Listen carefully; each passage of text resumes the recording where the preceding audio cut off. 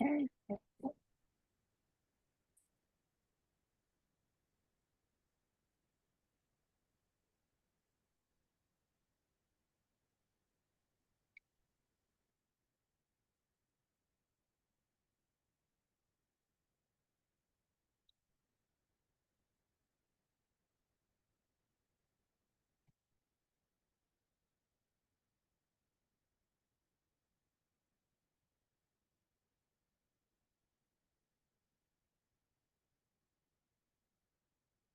Hi, everyone. Hi, Tanya. Hi. Hey, Megan. Hi, Tanya. Nice to see you. I see you too. Winks, if you need me to help moderate or watch for questions or do anything, let me know. Fantastic.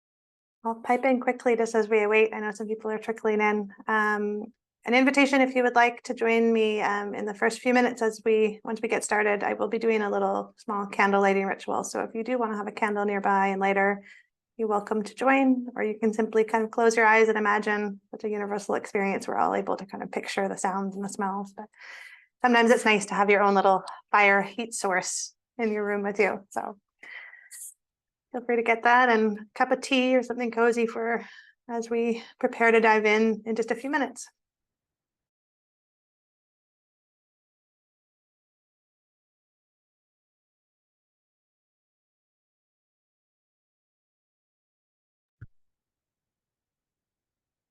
Thanks for the invitation, Megan. I want to jump in real quick and say that today is my brother Robert's birthday, and he died in 2018, and we had a home funeral for him. It was my first home funeral, and if it weren't for the NHFA and what I knew about the org, it wouldn't happen. So yes, having a candle lit today feels good, and I had planned to do it later, but now is better. Thanks for sharing that, Tanya.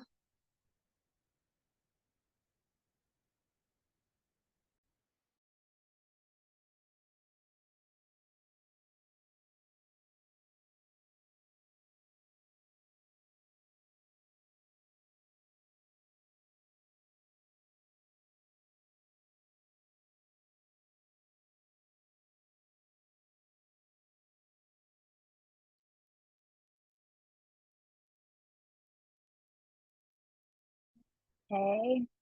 Can everyone hear me okay? Okay, great. I'm going to go ahead and get started here. And folks might just trickle in as we go. But I wanted to say just thank you to everyone who is joining us here in person, on Zoom, or in the future watching this recording. We are so grateful to have you all in our community and being a part of this webinar series and all that you bring to the experiences.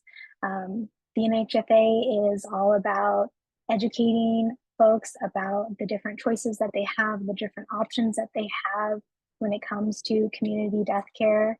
And that is where the impetus came to create this webinar series. And we are so excited to have Megan here to talk to us today about secular ceremonies, universal rituals, and home funerals. So Megan is the co-founder of Be Ceremonial, a guided ritual app that empowers you to create your own daily rituals and life cycle ceremonies. Megan is also a cultural mythologist, humanist celebrant, and end-of-life doula in North Vancouver, BC. Megan, thank you so much for being here. I'm going to go ahead and hand over the mic to you, and we're just so excited to get started. Beautiful. Thank you everybody for having me. And I know there'll be lots of people watching via recording, so I invite you to kind of follow along when we're spending some time reflecting and kind of pausing in ritual. Feel free to do that alongside us. And if you have questions, feel free to reach out afterward. I'm always happy to connect. I'd like to start with a land acknowledgement. And I'm here outside of Vancouver, Canada. And I was saying to Winks earlier, I know it's not Thanksgiving here in Canada, but we did have our Thanksgiving in October. And I know it's a challenging time, a contentious time. There's a lot of emotions at play, a lot of feelings that we're trying to navigate. And I think that taking a moment to kind of connect with ourselves, connect with each other, and connect with the land that we find ourselves on, and really trying to understand the history and heritage of that land can be a beautiful part of ritual and ceremony. So I invite everybody, wherever you are in the world, or if you're watching this recording, to just kind of allow your feet to find their way to the ground, and just take a moment to kind of center in with your body. You can close your eyes or turn your camera off if you like. And I know we're rushing, we're kind of all moving from different parts of our lives into this space. It's also kind of two-dimensional and a little awkward. Are we together? Are we not? But for the sake of tonight, we are together. We are in community. And if you can just take a couple of moments and think about your relationship with the land that you find yourself on, and the complicated history that land holds, and your own commitment to how you're going to move forward in right relationship with that land, with yourself, moving into this time of gratitude and also grief. I find myself in North Vancouver, British Columbia, Canada. This is the unceded and stolen territories of the Coast Salish people, also known as the Musqueam, Squamish, and Tsleil-Waututh. And it has been a complicated and beautiful and challenging discovery to learn what's been happening on these lands and my own relationship with that, and trying to find peace and acceptance, and also a commitment to doing better and being in that privilege of having the space and time to reflect and move forward with my own commitment. So as we'll talk about briefly tonight, the role of ritual and ceremony is quite guarded and safely protected in a lot of ways by Indigenous people, by people of all different cultures and different religions. And there's also space for those of us who might not fit into those spaces to create our own rituals and our own ceremonies. So we'll be exploring that a little tonight. But in honor of that grief and that gratitude that many of us are feeling tonight, I invite you to light a candle if you have one near. If you don't, that's okay. As we said in the chat, we have the wonderful power of the imagination.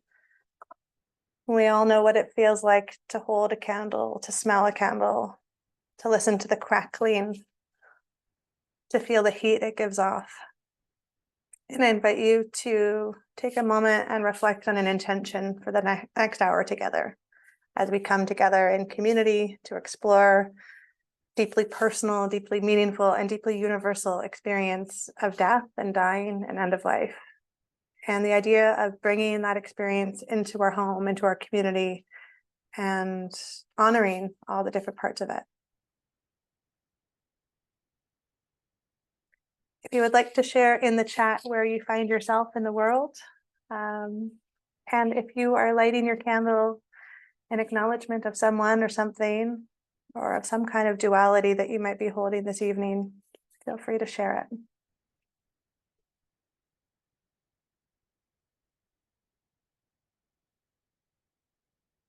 You know, the van is traveling from Minnesota to Chicago. Claudia's in Houston.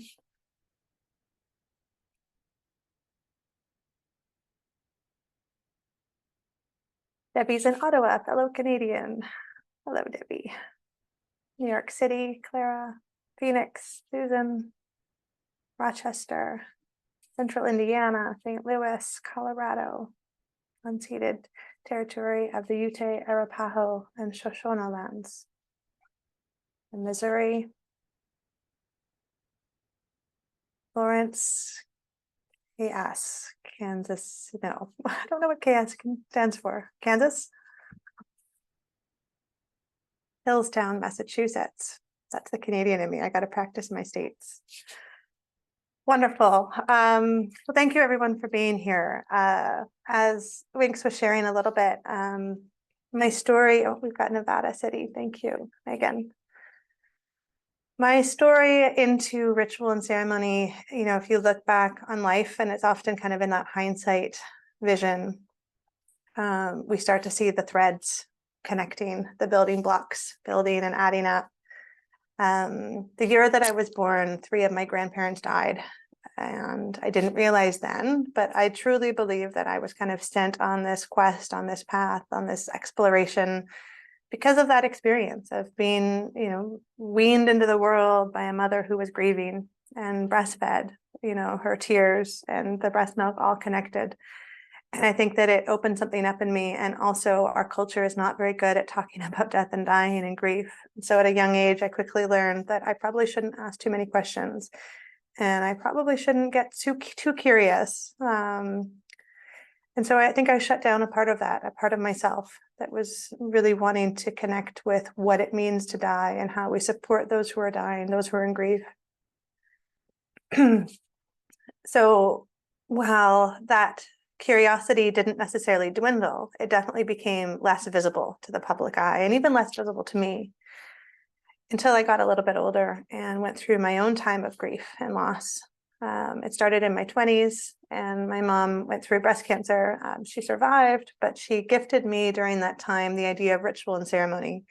I was 20 years old, living on the other side of the country, and she would buy two copies of every book and send me one. So she and I were reading the same books. And these were books based in Jungian mythology, Women Who Run with the Wolves, Robert Bly, Marion Woodman, these books that kind of cracked me open and reconnected me to this question that I'd been asking all along about what it means to be human, what it means to be in community, what it means to move through times of change and rites of passage. I don't identify as religious, and I haven't really had strong connections to my cultural heritage. That has been shifting over the years as I kind of reach out and go deeper and further back and try to find the cultural connections that I've been seeking in my whole life.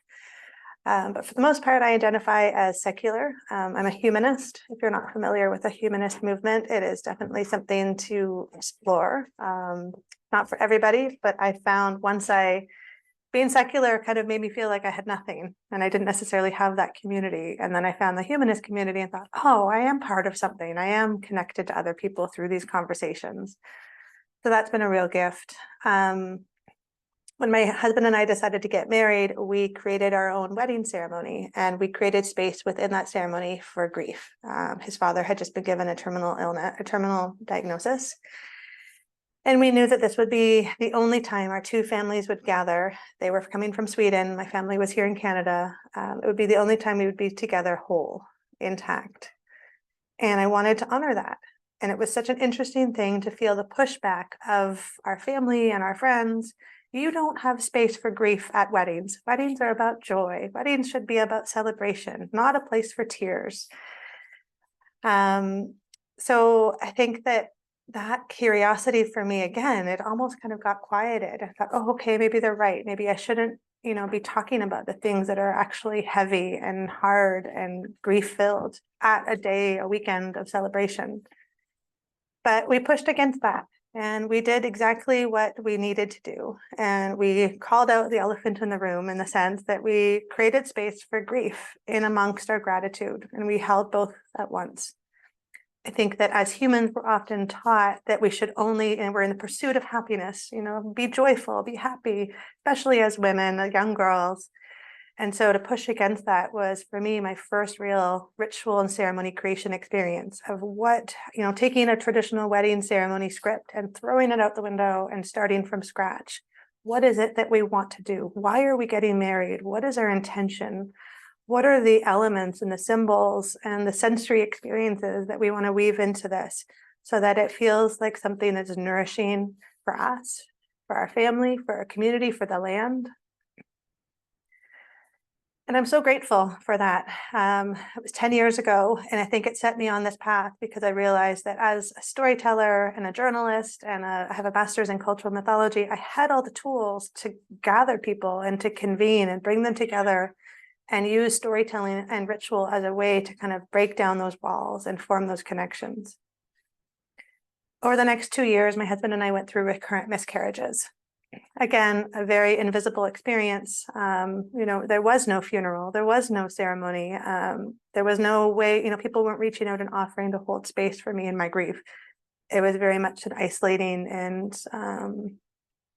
difficult experience. Made more difficult because I didn't have those tools right at the handy. I didn't know what to do until I kind of stopped and tuned in. And I want everybody here this evening to just sit with the fact that I don't need to teach you how to do ritual. You already know. It's in your bones. We are ritual beings. This is natural to us. You look back across time, across culture. This is how we're meant to be. But our culture now, our fast-paced, quickly moving, technology-driven kind of this idea that we don't grieve the losses, we always push forward in pursuit of happiness, in pursuit of the next thing. We fail to stop and just have that moment of grief, of closure, of processing. So as I really tuned into myself during those years of trying to make sense of something that doesn't make sense, and I found ritual, and I discovered ritual inside of me, in my forest, in the ocean, in my home, in my neighborhood, in my community. It really opened me up to the possibilities. I then started to create ceremonies for others because I had friends of friends reach out who lost a mom, lost a sister, went through their own challenges with pregnancy and lost a job. They got divorced. Suddenly I had all of these people reaching out saying, oh, can you help me with this? Like, I'm going through this major change in life and there is no script. There is no, checklist of what I'm supposed to do. Or if there is, I don't connect with it. I don't want to have a funeral the way that, my dad had a funeral. That's not what I need and not what I want. How do we do it differently? So again, we start with curiosity. We start with asking questions and thinking, what is it that I need right now? I didn't realize there was a term, celebrant or end-of-life doula, at that time. And when I learned about it, I quickly felt the need to go and do my training and get, the validation of a certification or whatever it was. And in that process, I think the most surprising thing was, oh, this is already who I am and what I've been doing. And I think a lot of us find that we have this kind of imposter syndrome of, who am I to think that I can go out and do this for other people? But we realize when we look back, like, we've been doing this, everything in our lives has been building up to this, and it will continue as we move forward. We're gathering tools, we're bringing things in, and then we share them back. That is the journey. That is the quest. It's not about getting to the end and learning everything and keeping it tightly close to you and not sharing it. It's about releasing that gift, teaching that gift, sharing that gift, showing others where you've come from, sharing your story. So in this movement, I've discovered the beautiful world of community death care. And it was almost like this coming home. Every person that I meet through the community death care movement, we instantly have this language that we're speaking. And I'm sure if I could speak with each of you one-on-one, we would share that language. We probably share a lot of the same questions and curiosities. We might even share that same feeling of the ceremony-shaped hole in the world, and we're not quite sure how to fill it. What are we supposed to do? You know, I'm very mindful of cultural appropriation, so I don't want to take rituals that aren't mine. But I'm also really curious, where do I come from? What did my ancestors do? How did they move through times of change and process loss and grief and come together in that grief? So that has been the journey. And so far, and it can, who knows what will lead me next, but so far what it's been teaching me is that ritual is universal. And that if you Google what is a ritual, what is a ceremony, the likelihood is the definition you see is not going to be your definition. Maybe it is, and that's wonderful. It was not mine. I go to Wikipedia and I see the definition and I think, oh, okay, well, I guess I don't get to have that. If that's what it is, and it's religious and repeated and rigid and it follows a structure and it has all these kind of predefined and predetermined elements, well, that doesn't fit for me. You know, I'm an entrepreneur. I've got 2 young children. I'm always on the go. If I have to do my ritual at the same time every day, it will fail. This is the reality. So how do we think about ritual in a new way? How do we open ourselves up and think, okay, what is it that I need today in this moment? It might be different tomorrow. And you might try a ritual once and have it not work at all and be like, oh, that didn't quite resonate and that didn't land. You might come together at the end of somebody's life and try a ritual that might connect everybody and it doesn't quite, but you learn from it and you think, okay, next time or tomorrow, let's try this again with a different intention. So my hope for each of you tonight as we explore, and I know we'll have some time for questions, and I feel free to put the questions in the chat as they come up, because there might be something that kind of is comes to your tip of your tongue and you don't want to forget it. So just pop it in the chat and we'll come back to it. But my hope is that you start to define ritual and ceremony in your own terms. I'll share with you where I'm at with my own relationship and my working definitions that keep evolving. The more I learn, the more experience, the more stories I receive. I do believe that we need to have these malleable kind of definitions that aren't so set in stone that it restricts us and takes something away.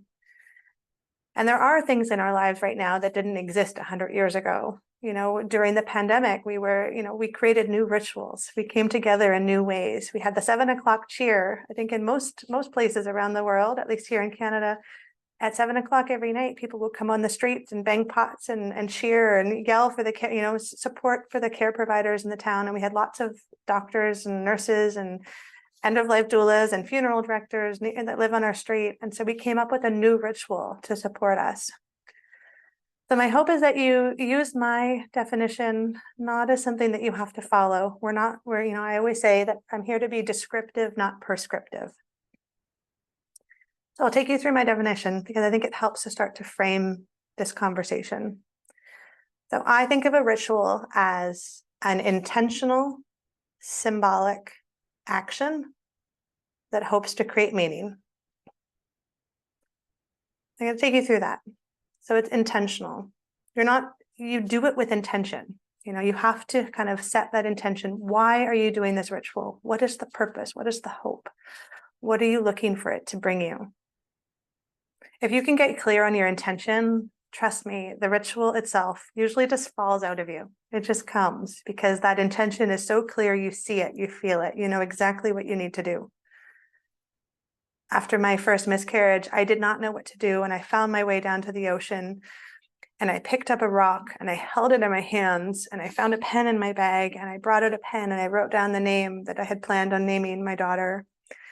And I held that for so long and then I threw it in the ocean and I released it.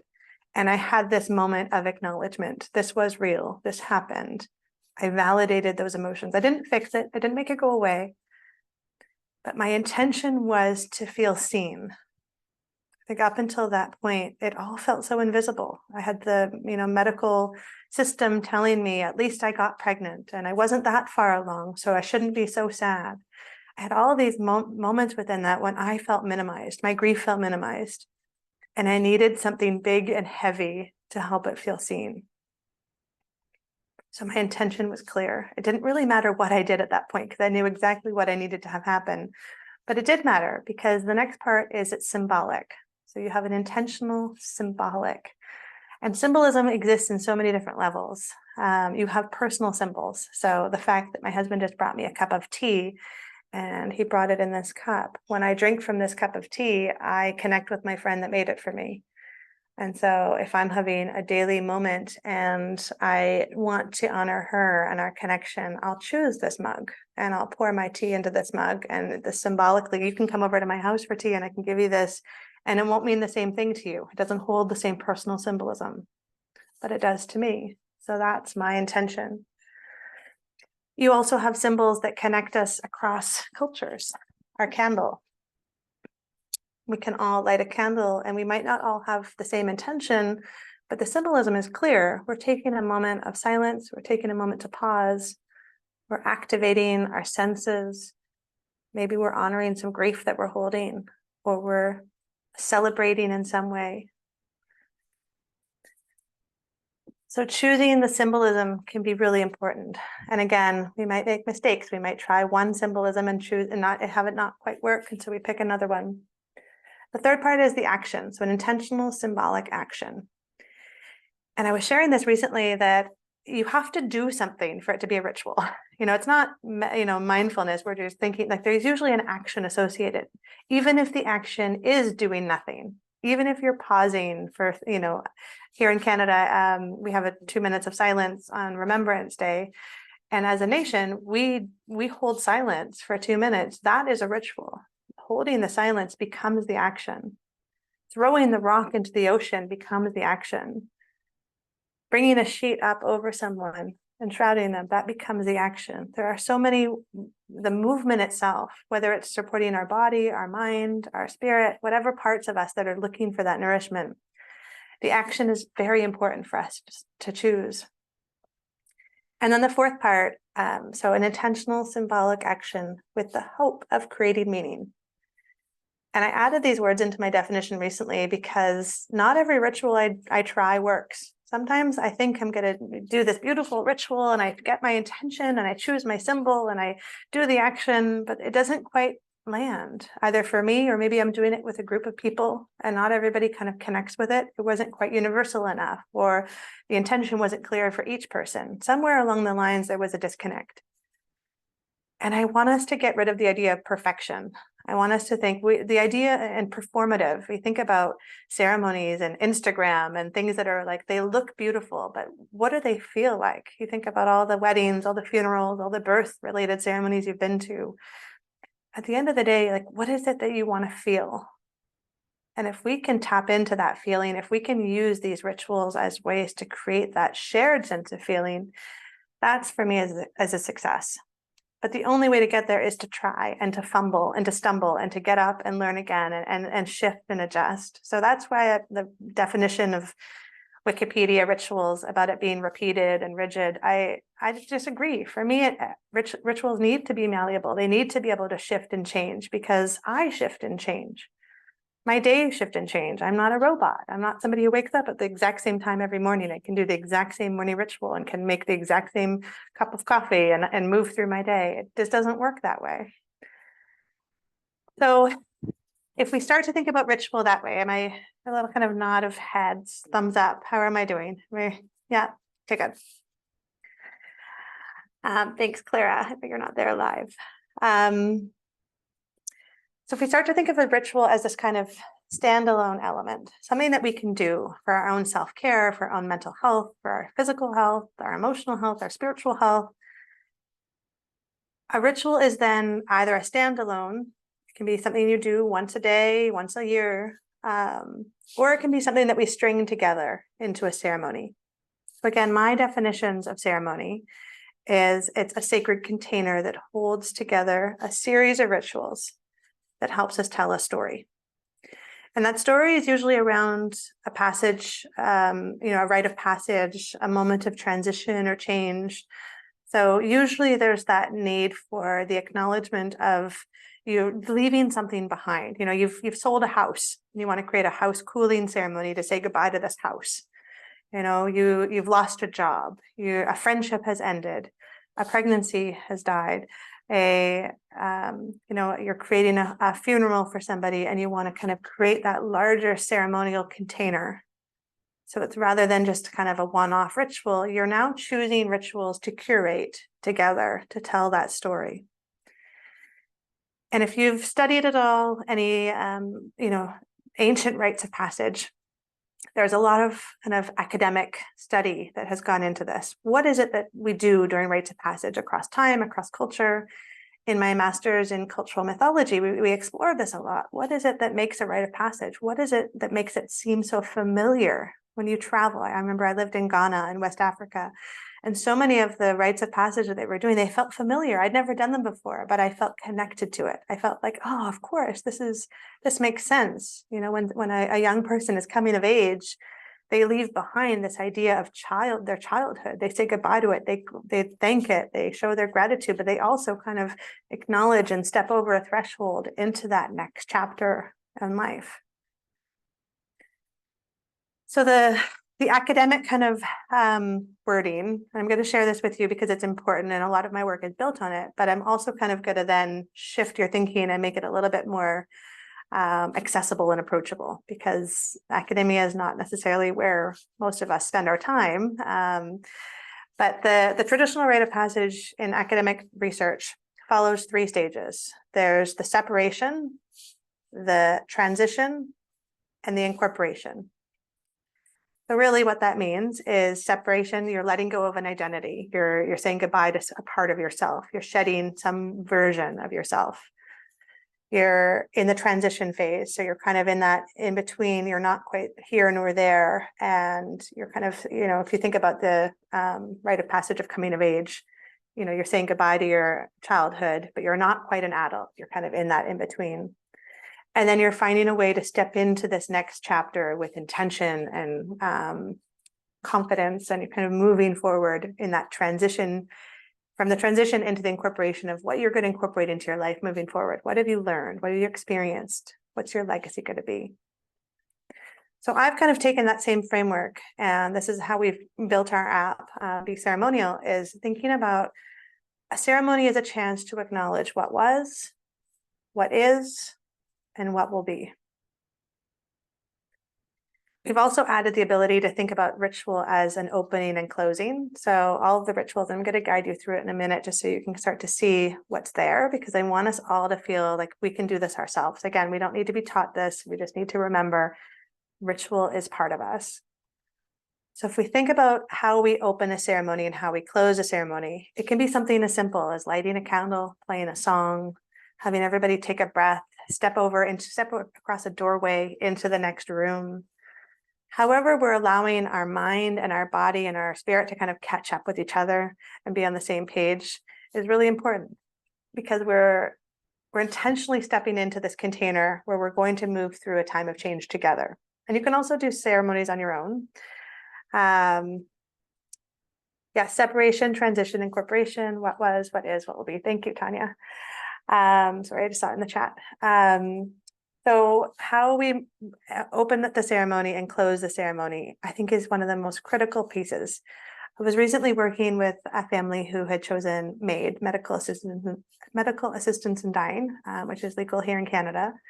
And I do a lot of work with the MAID community. And I think that in my experience, it's such a gift, because we have the foresight to be ceremonial. We have this ability to set the container, to have everybody that's stepping into the room kind of agree to something. And I often we put a poem or a letter or some things to consider. So when you physically open the door and enter this person's space, you leave your shoes at the door, you maybe say a word, take a moment of silence, light a candle, whatever it is, but you're inviting people to have their own autonomy and their own authority into stepping into that ceremonial container. You're not surprising them. You're not looking around and saying, oh, we're now part of this home funeral. You didn't realize it. You're actually inviting them into that experience, and you're giving them their chance to make their own intention. If you ask 15 people in the same room to have the exact same experience and the same intention, it will fail because we all are holding our own baggage, our own stories, our own experiences. There might be anger in the room. There might be fear. There might be regret. There might be pain. So we have to allow people the chance to honor that in their own terms and create their own intentions. So the idea of a physical threshold to kind of step into can be really powerful, especially at end of life. And again, when you're leaving, so that when you leave the ceremony container, you now feel physically like you've somehow closed that door and can go and talk to somebody about the weather and not feel like you're ruining the sanctity of the moment because it's, you're bringing up something casual. You now know that the ceremony is over and you can kind of step back into everyday life. So thinking about the role of ritual and how we open and close space is really important. And then thinking about rituals that help us acknowledge what was, what is, what will be. So rituals that help us acknowledge what was, for me, are often around releasing something from the past or bringing something from the past forward in order to kind of honor it and recognize it. There's often a sense of, a few examples, and I'll share in the app too in a moment, this idea of having everybody write down the things that they're ready to let go of, their fears, their regrets, the things that they're holding on to. And you can place it on special dissolving paper and then place it in water and allow it to dissolve as a way of letting go of those things, of acknowledging what was. It was there, those feelings were valid and justified, and you're also releasing yourself from them in some way, in some shape. So thinking about the role of ritual in how we acknowledge the past can be a really important part of ceremonial creation experience. The middle part for me is the most important part, and I've planned so many celebrations of life and funerals and memorials and death anniversaries, and this is the part that everybody rushes through. People are so uncomfortable to sit in the messy middle, to sit in that time of not knowing what to do, of not knowing how to be. They like to do things. And so inviting people in the midst of a celebration of life, and I did this last summer, a young man had died. And it was a tragic death. There was a lot of grief. There was a lot of suppressed grief, a lot of men showing up and not, trying to hide those emotions and trying to push them down and be strong and have this narrative in their minds about what it is to be. They're at a celebration of life. I had people tell me, oh, it's not a place for tears. This is a celebration. It's a joyful thing. Well, it wasn't. There was a lot of sadness and anger and fear and guilt and all these things there.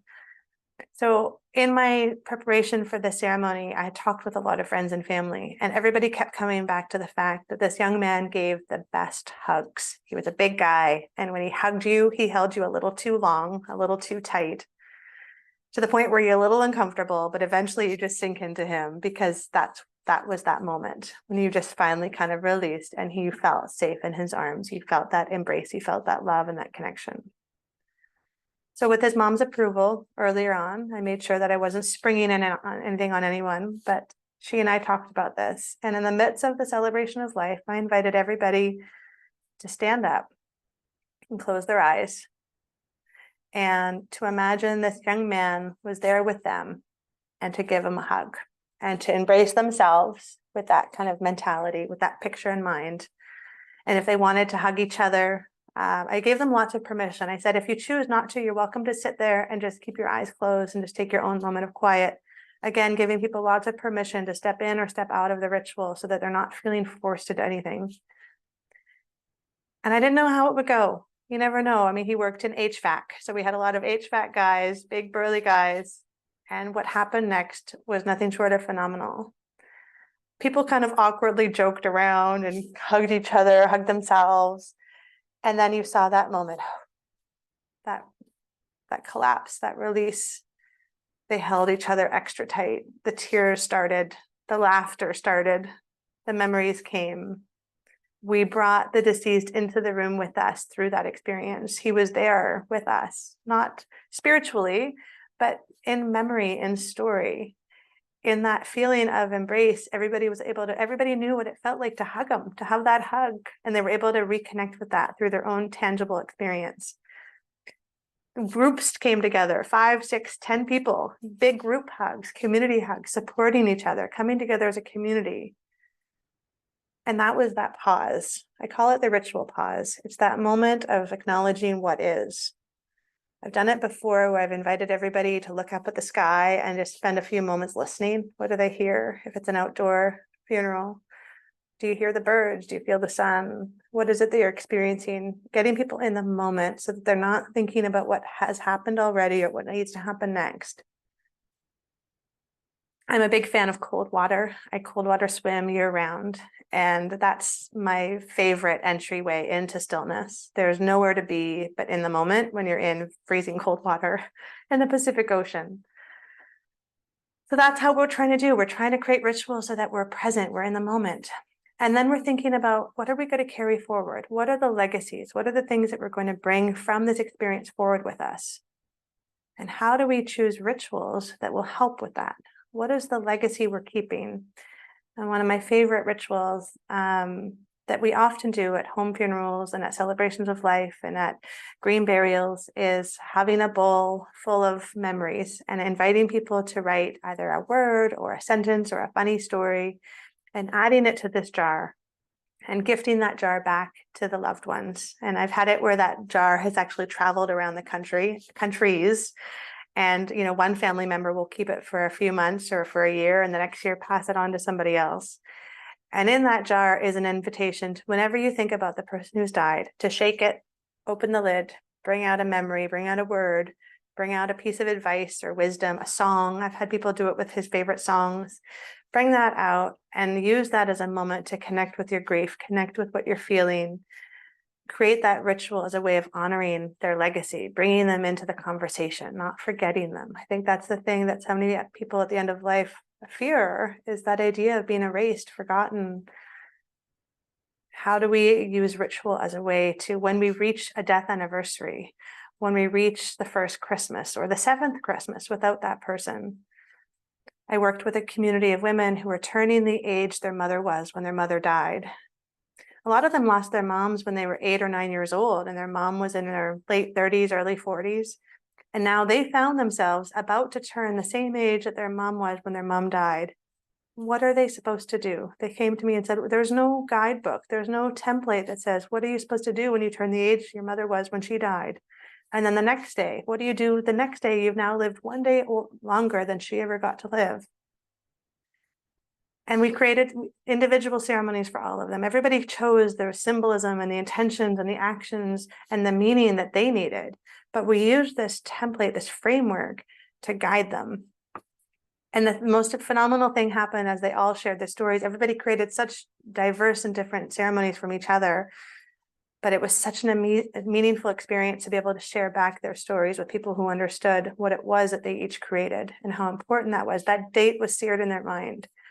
They never once forgot that that day was coming, whereas the rest of the world moves on by without any idea that that day is there, that today is a difficult day, that it's a birthday, that it's a death anniversary, that it's all these things. We're holding all these things in us. And if we don't stop and pay attention and check in on ourselves and check in on each other, we move through those again with isolation and emptiness and uncertainty. One of my favorite quotes is by Brene Brown, and it's, vulnerability begets vulnerability, and courage is contagious. And when I started sharing my story around my miscarriage ceremonies and the rituals I was doing for myself, it was really scary. It was very vulnerable. My mom was telling me that this was probably something I shouldn't post. It's, I was writing Medium articles on medium.com and sharing them. And she thought, oh, that's just so personal. Are you sure you want to put that out in the world? And I didn't know, but I knew that I didn't want anybody else to feel like me, that they were alone and isolated and had no idea where to start. And that's where this all stems from, is being brave, being courageous, putting your story out there. And that doesn't mean that we all have to share everything. But is there a way for you to start thinking about the times that you've gone through where you learned something, experienced something that you can then share back with somebody and then shift their thinking? And then the ripple effects from that keep going. Lauren has shared that the women who are turning the age of their mothers have separate ceremonies from each other. Yeah, everybody, so we were all online. This was during the pandemic and everybody was in different places. So we had a gathering to kind of give everybody the tools they needed. And then everybody went off and created their own ceremonies on their own, using a lot of the rituals in our apps to kind of inspire them.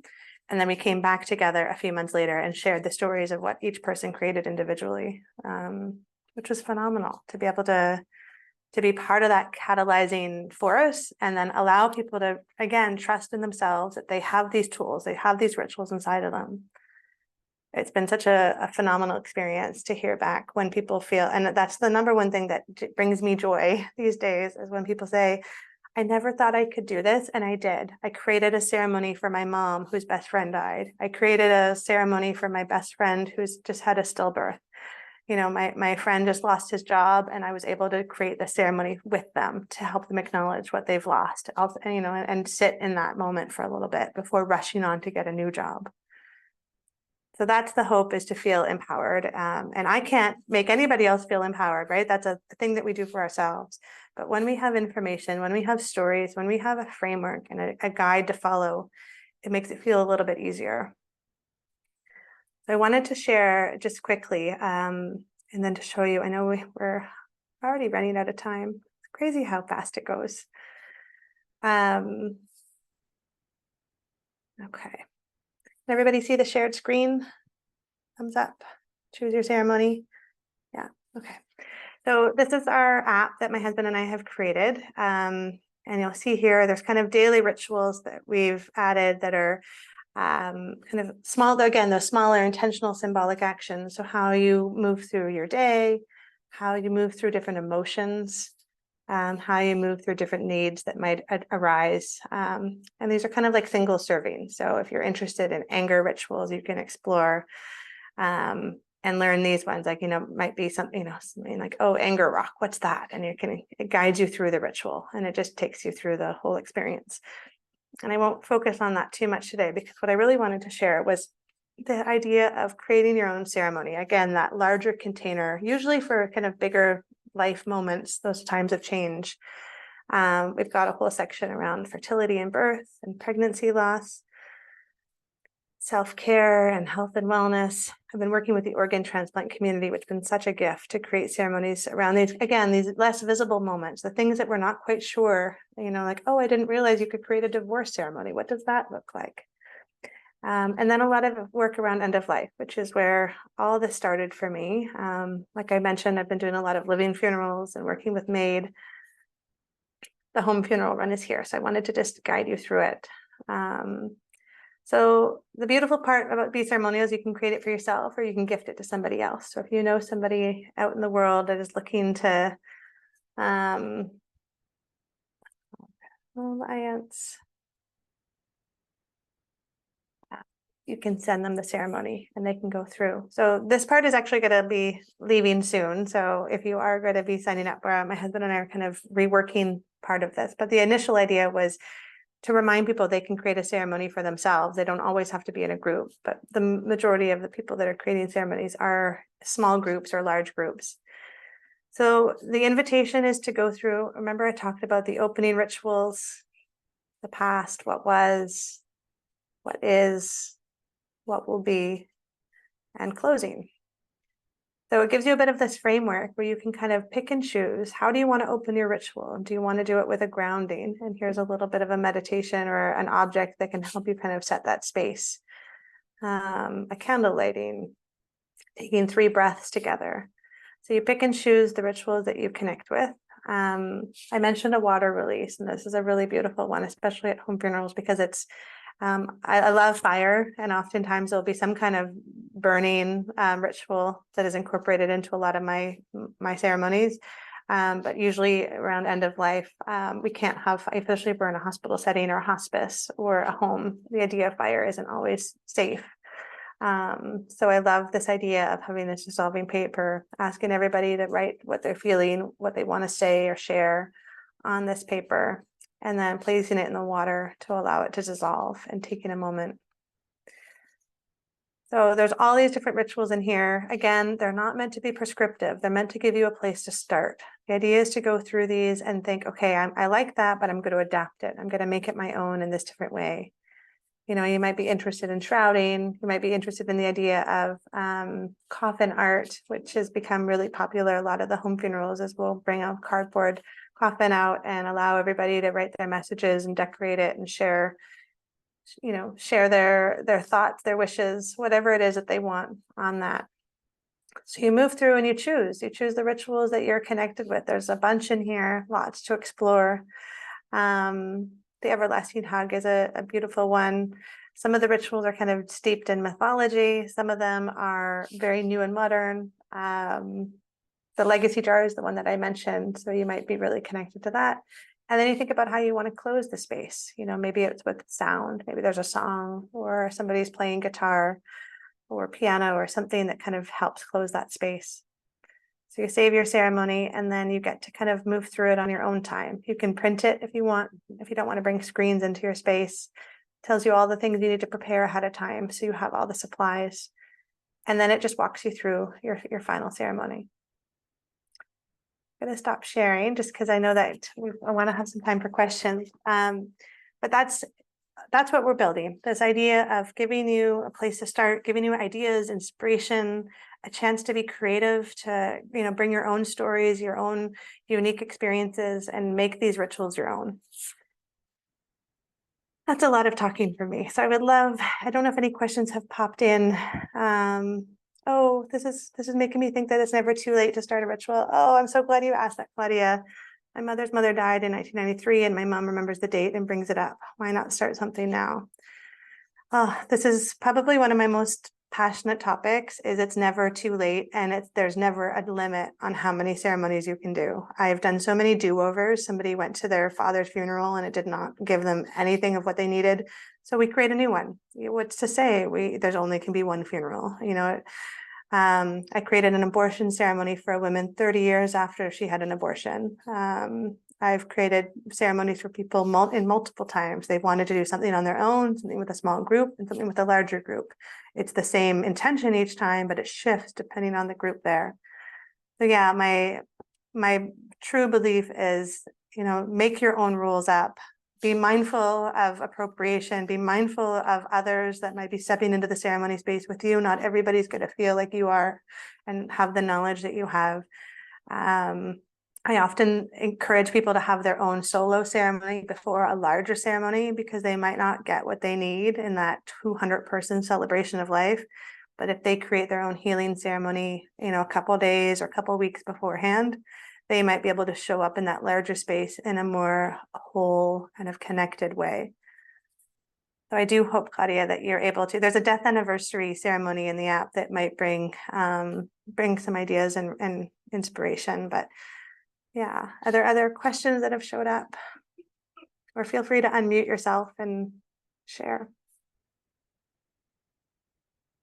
Susan, I can't hear you.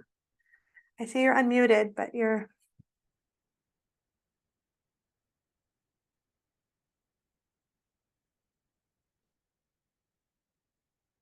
Oh, you're muted now, so unmute yourself. I had to switch my ear. There we go. I gotcha. Okay. No, sorry about that. That was a long time just to say that I've had your app for a while now, and I just love it. And I've used it for mostly solo ceremonies for myself. I love the crone one when I had a big birthday, and it was great. And I recently gifted an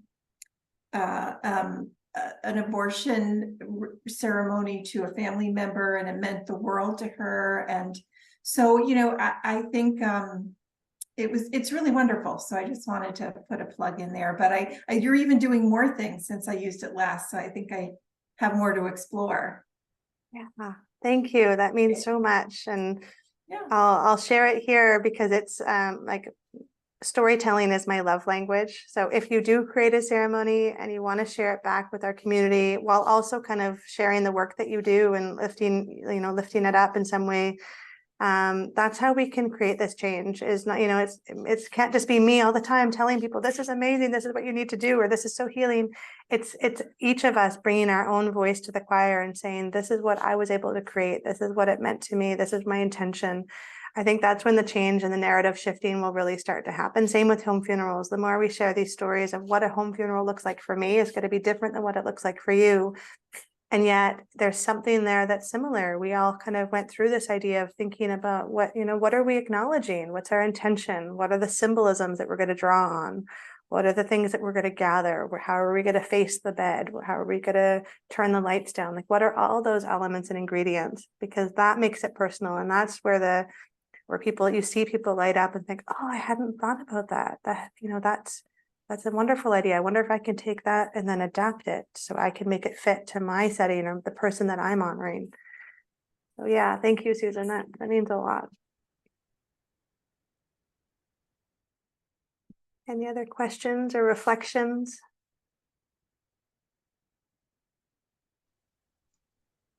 Lauren, yeah. Hi. I just wanted to say how much I appreciated this. I had poked around on your app a little bit in the past and then sort of forgot about it for a little bit.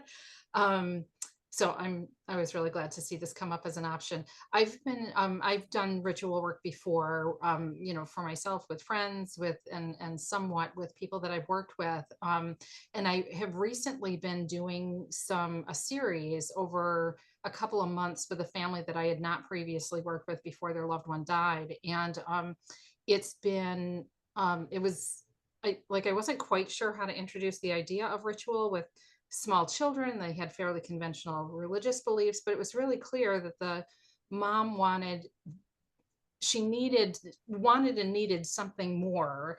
And the idea of like, what do we do with our grief? Like, what are the actions that we can take? Like, what can we physically do with the feelings that we're having? And that really resonated with her. And it wound up just being sort of this fun exploration with like things that they would gather from around the house and their yard. And it's been just, the kids are just eating it up. And, they went on vacation and sent me pictures of these rituals that they had and things that they created. And it's just like, they're just soaking it up and they're so ready for it. And like you said, it's giving people, it's basically, it's presenting people with the space to create their own meaningful rituals, so I was sort of presented the idea and guided through some things, but they're just taking it on and sharing it with their own friends. And anyway, it's just really, really lovely. And I so appreciate you spreading this kind of work and inspiring me too. Oh, thank you. And yeah, kids are naturally ceremonial. It's phenomenal. My own kids have blown me away, not only with the creativity and like artistic expression that comes through it, but their remembrance and their demand to return to it. Like I'll find them constantly being like, oh, I think we need a ceremony, Mom. Like we've just moved through this big change in our life. Why haven't we acknowledged it? And I don't see it as a big change. I'm like, oh, well, like that, we just ended summer camp for the week. That's not a big change, but in their minds, they're never going to see these friends again. So what are they doing? Even if it just takes a few minutes to acknowledge that for this 1 week, they had a best friend and they'll probably never see that best friend again. What do we do with that? And how do we acknowledge that? Because those little minds of theirs, those little hearts, like that is the biggest change that they're facing this week. And that's huge. So yeah, really looking to our kids for that wisdom and guidance, I think is important, and trusting. A lot of the women in the motherless daughters community that I worked with, a lot of them weren't even invited to their mom's funeral because it was thought that they were too young. And so that's a pain that they've had to bear for a long time. And we think we're protecting kids. We think we're shielding them from the scary, hard things, but we're actually doing the opposite in a lot of cases and a lot of time. So again, not telling kids what to do, but giving them that opportunity to step into the container on their own terms, inviting them with some ingredients around to create their own reflection, giving them that feeling of empowering themselves. That's where that transformation really happens.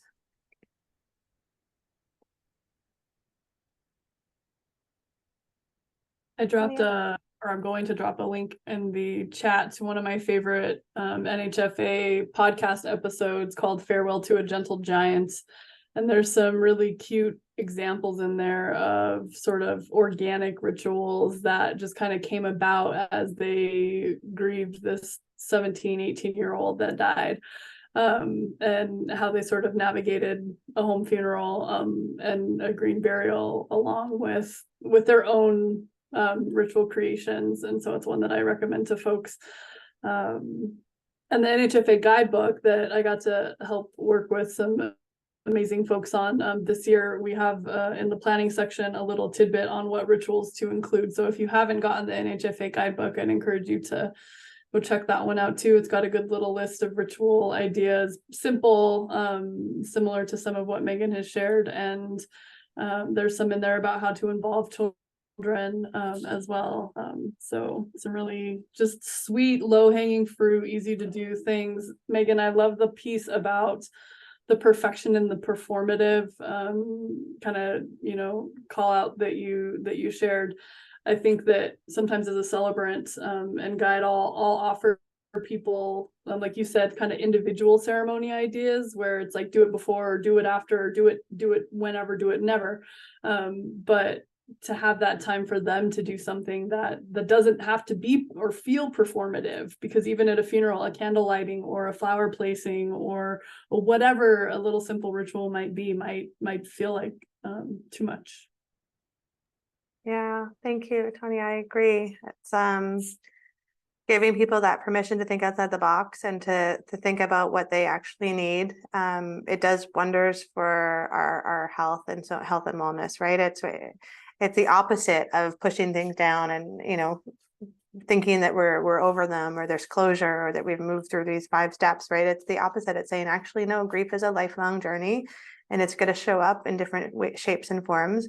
And how can I start to build those ritual muscles now so that when I hit those especially rocky and hard and challenging times, I have these rituals to draw from. I have this practice. I think it's like, we're getting strong. So, I think back to how I handled a lot of the grief and death that happened before I had this ritual practice, and how every time it happened, it just felt like I was just floored and I had no idea what to do. And I spent most of the initial kind of time probably doing nothing because that was my go-to. Versus when you start to have that ritual practice right away, when something hard happens now, I'm like, okay, it doesn't make it easier. It's not like it's going away, but I have ideas. I have things that I can do and I can try them. And they might not all work the same way they did before, but that's that beautiful exploration and, not having a fear of failure and getting rid of that perfection idea. I think that can serve all of us well in so many parts of our life, but especially in this, reintroducing ritual and ceremony into our lives. It needs to be a bit of a trial, try this out, explore here, come over here, listen to each other, share with each other. And that's when we start to really define our own kind of version of it and what it means to us. Real quick, I know we're so close. I just want to say too, so I mentioned before some of y'all were here that today's my brother Robert's birthday, and he died in 2018, and we had a home funeral for him. It was my first home funeral experience. I was familiar with the NHFA, and my knowledge via this organization really helped me to navigate that. On a ritual note, one of the things that came about at the farm during his home funeral, one of my big sisters started gathering rocks from the yard and placed them on his body and left them there for a little while and then handed the rocks out to us. And it was such a interesting, just natural creative type thing where it was the energy that he's gonna imbue these with for you. It was her own thing, and it was beautiful. So I love it when it's like that, where there's that permission to just do what feels right. Yeah. One of my best friends, her husband was going in for a very risky surgery, and she was terrified that he wasn't going to make it. And she has 2 small kids, the same age as my kids. And there was nothing anybody could do for her. She knew that. And then I came up with this simple idea, and I invited all of her friends and all of her community. We kind of started a text message thread. And I asked her permission first, and she agreed. And that day we all drew a heart on our hands, and she actually drew a heart on her husband's hand before he went into surgery. And she drew one on hers and her sons, who were both at preschool and kindergarten that day. And throughout the day, we all would take photos of our hands and our hearts and just send them. So she had a trickle of messages throughout the day of 30, 40, 50. It kind of grew throughout the day, this ripple effect of people that were holding him in our hearts and holding her and holding her family. And it was just this simple thing that took, less than a minute for me to kind of initiate. And then it had a life of its own because people understood the intention. They had permission to make it their own. People drew hearts on different parts of their bodies. Like, it doesn't have to look a certain way, but it was that intention of supporting her during a time when she felt like there was nothing anybody could do. She said it gave her everything, gave her strength to get through that day. And he made it out of that surgery. And she said she still puts the heart sometimes on her hand just to feel that power of what it felt like to have her community show up for her in that invisible way. Yeah. Oh, Tanya, sorry. Jelly of that thought. Wow. Again, it's never too late, right? There is that moment to bring that intention in.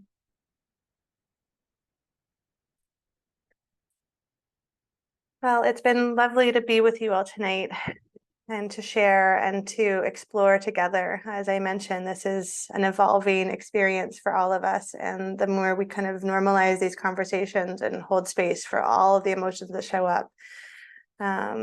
And I do invite you all to reach out and connect with me. If you'd like to learn more, you can become part of our community. We've got a beautiful village community where we invite our members in to have special workshops and masterclasses and a chance to gather through different seasonal events. And we've got an online community where you can connect and chat with others. And we're all just seeking ways to bring more meaning and intention and ceremony into our lives. So the better we are together, that's my true belief is it's just such a more connected path. So thank you so much for inviting me, Winks and Tanya, and for all of you for showing up tonight, and those who are watching the recording as well. Megan, thank you so much. This was wonderful. I messaged my mom partway through when you were talking about the legacy jar because we'll be coming up on 6 months since my dad died, and I know that felt so aligned and sounded like we have something to do. We are so grateful to have you and to share this space.